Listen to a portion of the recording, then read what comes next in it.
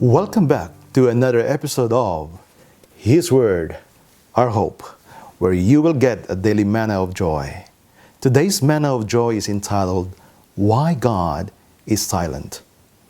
Amidst this pandemic global crisis where the lives of many are affected from panic buying to mandatory closures and lockdowns, business as usual is on hold, the stock market is falling, the unprecedented spreading of virus that causes thousands of lives are lost, and more lives are at stake in isolation. This waiting time for vaccine to eventually stop the spread brings more questions than answers. Where is God to intervene and stop this? If He is a loving God, why He allows His people to suffer? Why God is silent?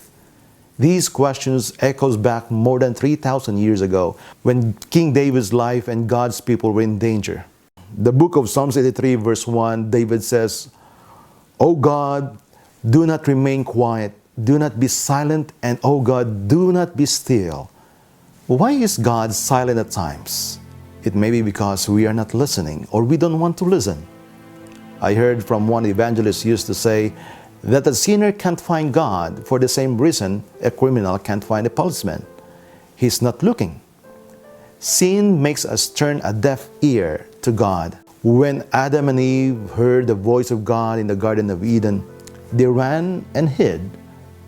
When we were kids, we used to do that when we disobey.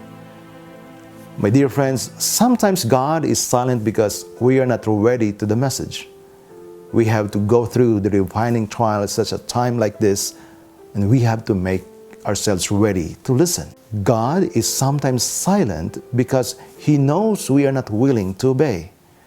He has been standing at your heart's door, knocking and waiting for you to let Him in. Finally, sometimes God is silent that He might test us, to teach us the importance of silence, the importance of waiting on Him. Waiting helps remind us of God's sovereignty. The silence of God is one of the difficult tests of faith. What should you do when He is silent? Remember His faithfulness and past blessings. Live today on what He has already told you. Trust Him and wait.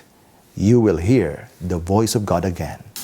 This is your friend James. See you on the next episode on His Word, Our Hope.